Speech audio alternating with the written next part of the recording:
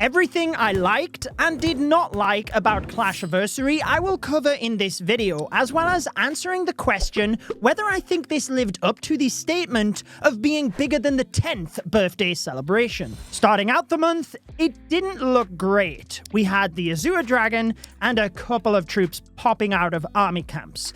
I'm going to give my thoughts on all of the individual aspects first, before I share what I think about the event overall and what I think they could have done differently. We knew that Clashiverama was going to be the theme of August, but that's just like any season. There is a theme for the coming month, so it didn't necessarily feel like there was anything special there, even though you could argue that Clashiverama was very successful, there's a lot of fans of it, so maybe it was a better than average theme. But it didn't necessarily feel like Clashiversary yet.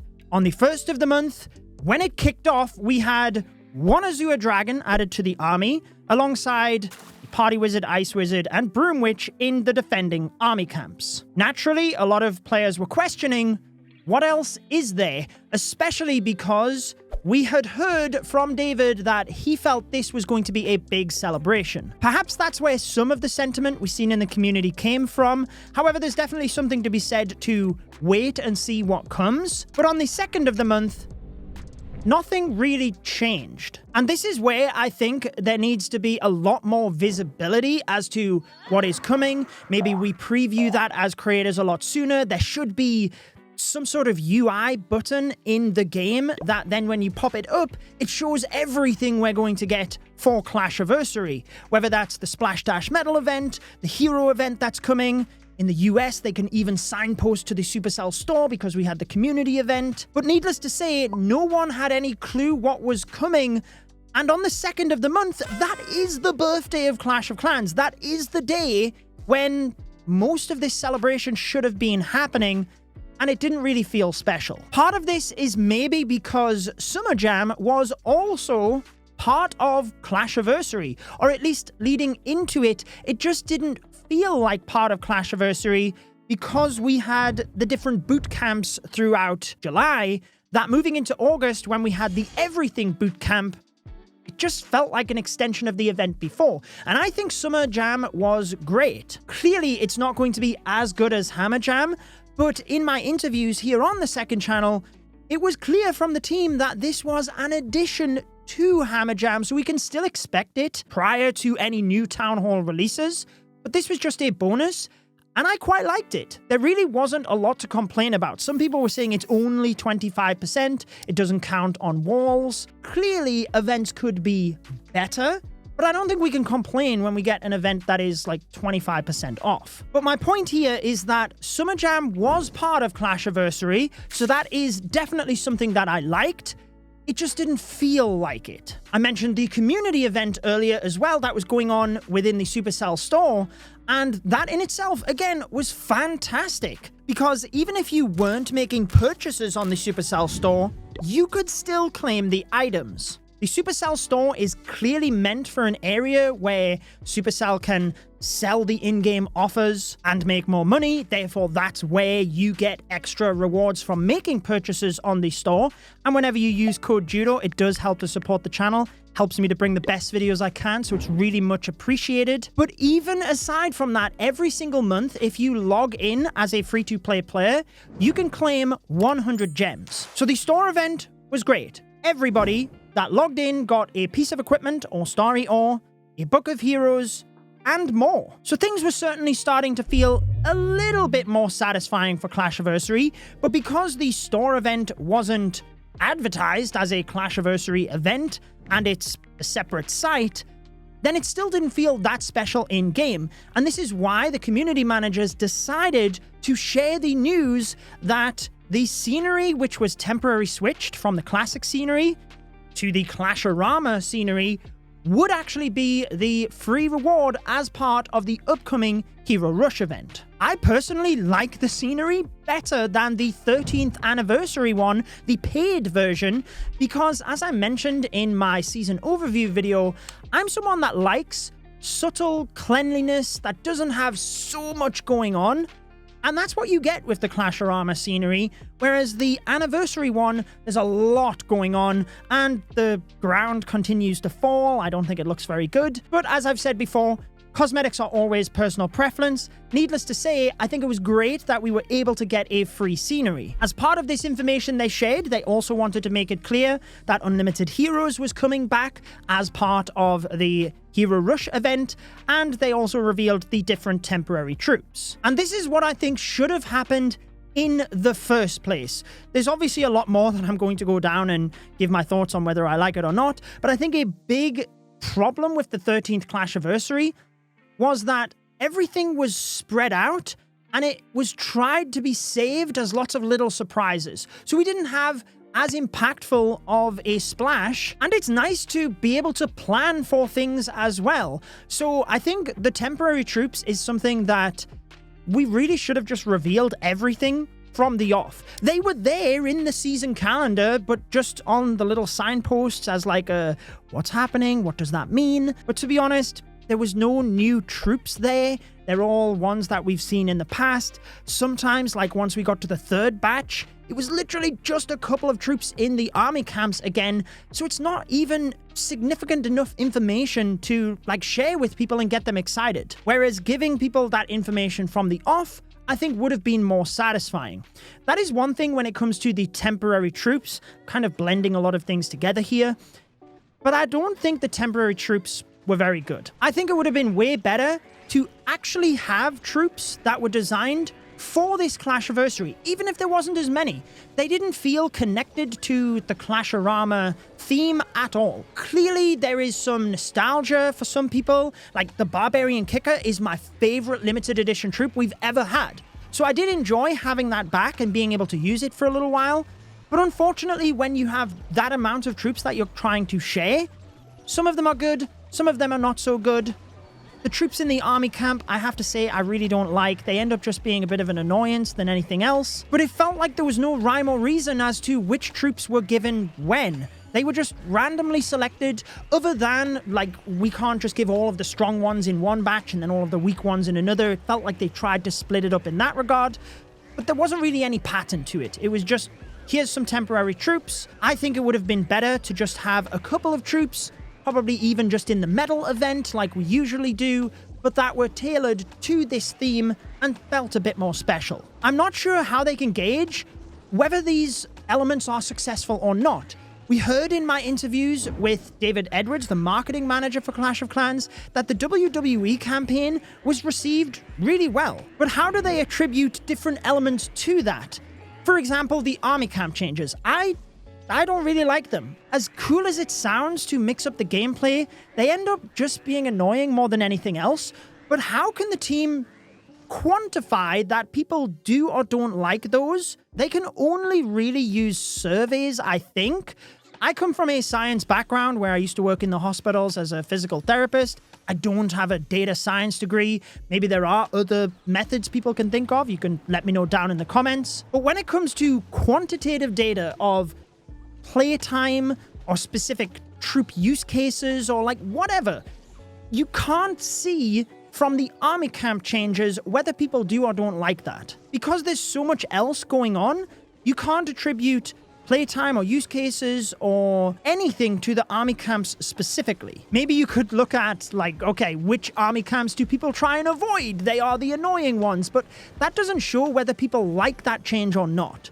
Really, as far as I'm aware, you could only look at survey data for that. But I hope that if this is something they're continuing with, they do have some level of data that shows that people like this change. Now, I appreciate that in the active community, which is myself, most of you watching this video, we are way more dedicated than the general casual player base.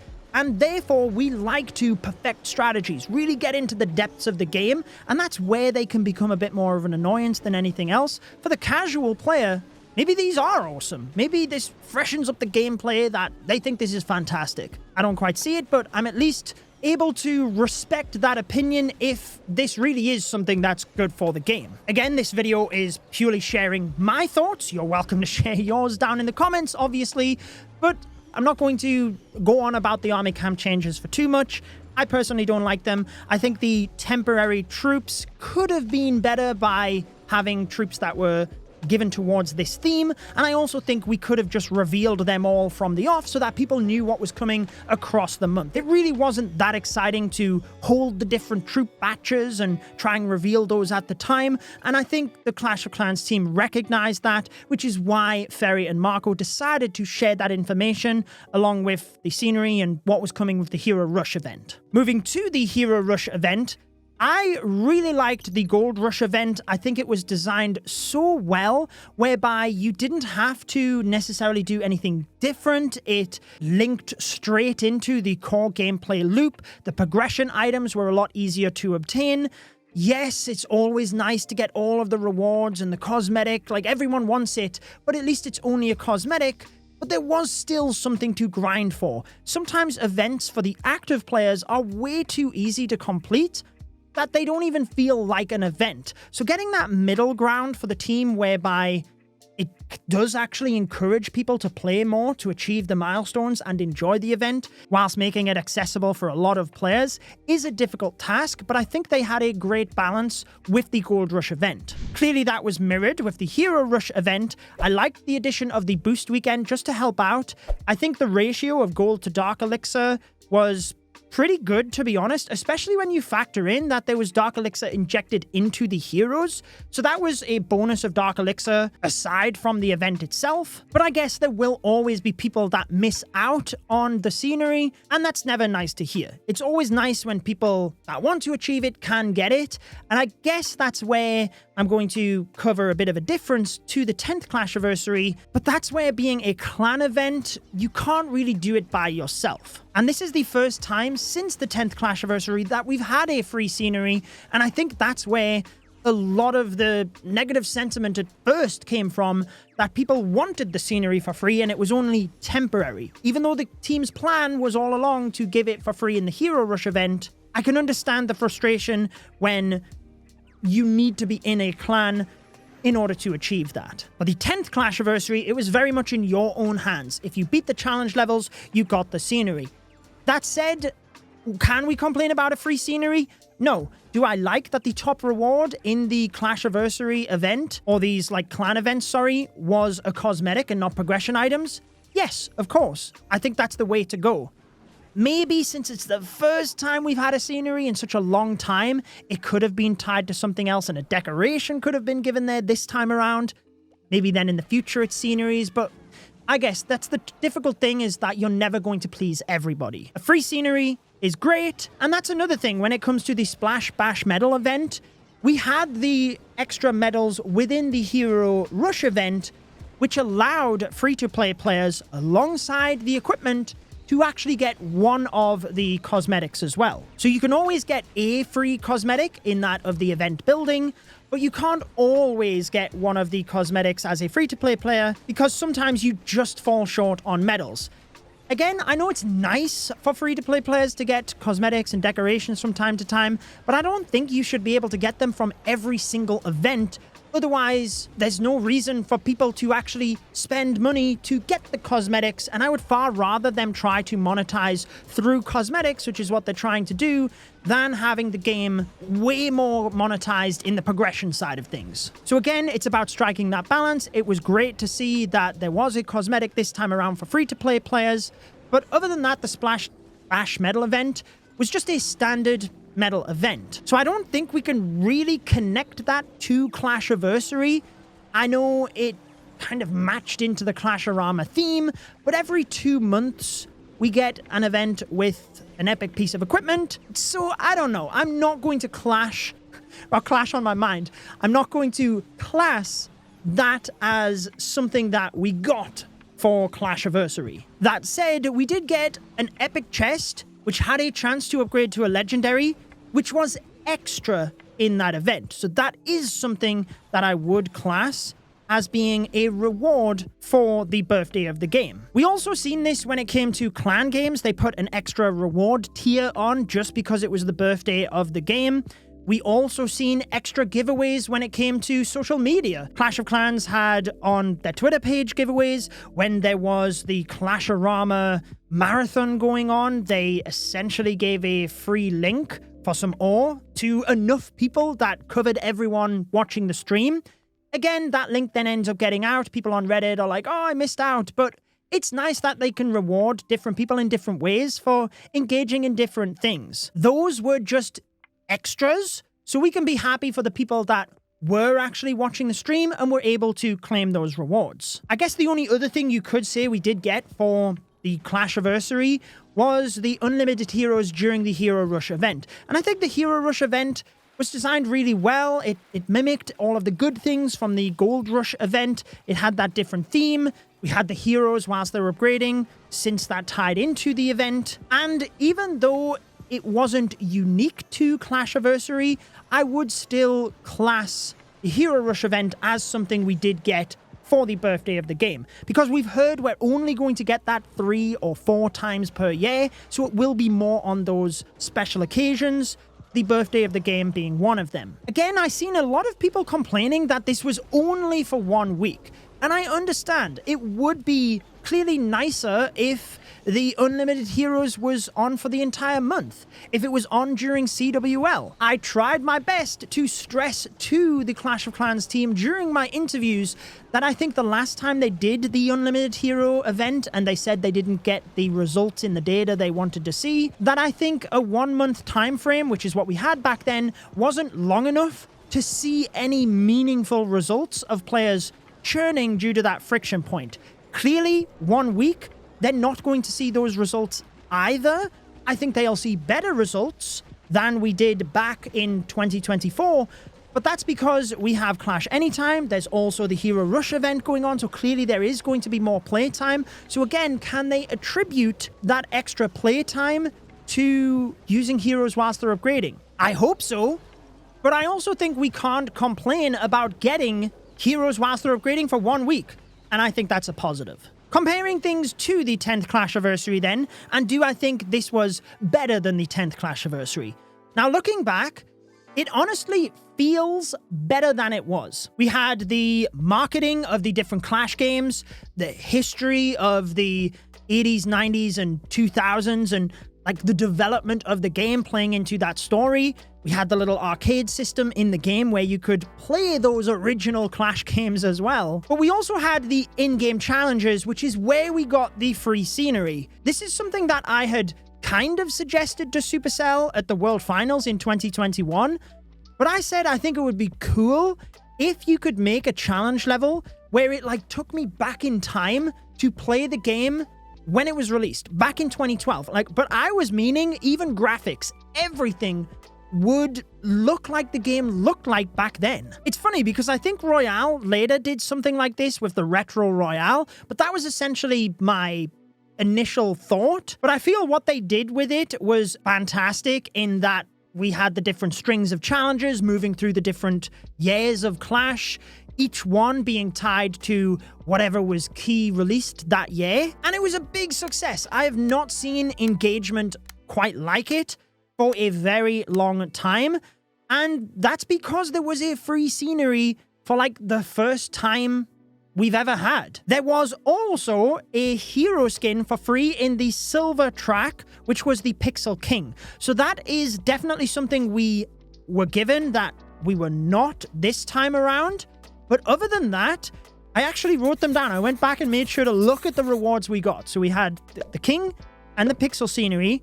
We had 1 Builder Potion, 1 Book of Everything, 1 Rune of Builder Elixir, a Shovel of Obstacles, and a Resource Potion. Those were the rewards for the challenge levels. So when you compare the rewards that we have for the 13th Clashiversary and everything that's going on to the 10th Clashiversary, there is a lot more rewards. You could say there's a lot more like effort, there's a lot more going on, but more doesn't necessarily mean better. And that would be my conclusion here. I think the rewards are way better in the 13th Clashiversary. They nailed that. I think they just tried to spread it so thin. We had an extra tier here. We had an epic chest here. We had the community event over here. I think visibly in-game, there should be something that ties all of these together. And I alluded to it at the start, but I would envision just like a birthday present button that when you click, it just opens up a screen, full screen, and then it has the different elements. It shows the different events. You can see the rewards you're going to get from each of those, and it's visibly clear everything that is there for the birthday celebration. I also think they should not try and spread out all of the surprises so thin. Once it hits the 2nd of August and it's the birthday of Clash, bang, we should know about this. Everything should be there, so it makes a bigger splash and it doesn't feel like we're just getting little itty bits of things all over the place. Therefore, it would feel more special. And even though there were aspects that I think are better this time around, I still think the 10th Clashiversary, in my opinion, was better. And that is mainly down to the novelty factor, that it was so new. We hadn't seen challenge levels like that before. I think the marketing for the event was great. Even if objectively side by side we didn't get as much, I feel it had a bigger impact because of how it was implemented.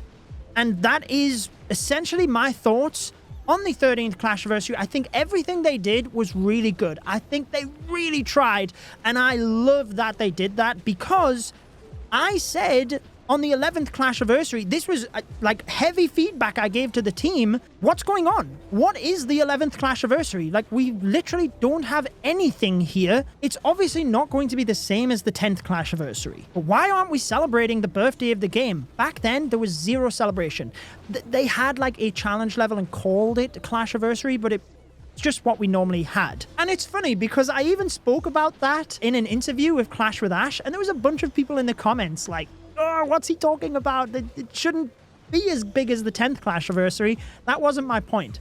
My point was they should celebrate the birthday. It's a prime time to give back to the community, give a free scenery to free-to-play players. You might even get people come back to the game, which, hey, that's what Clash of Clans wants, right? To be the biggest and best strategy game out there. And if people know once a year there's a big celebration, they can come back, they can catch up a bit in their progress, they can get some nice rewards, well, then that might be something that brings people back to the game each time. So I have to say, compared to the last few years, this Clashiversary was fantastic. There was way more effort put in. I really like that. I think we should be trying to celebrate the birthday of the game and give a lot of rewards and make it a fun time for players. But I think trying to go at more of the unique angle of things, having troops that are unique to the event, and trying to make it feel more special as a whole, rather than trying to spread things out a bit too thin. Clearly, this is just my thoughts. I had bullet points as to what we had in the event, so I didn't miss anything, but just riffed everything else off the top of my head. You can share your thoughts in the comments below. Anything that I think is super interesting, I will be sure to forward to the Clash of Clans team. And if you did miss my 4-part interview series to celebrate 100,000 subscribers here on the second channel, I will pop that on your screen. We talked about events, updates, why things happen in Clash of Clans. I am sure you will enjoy listening, and enjoy the rest of your day.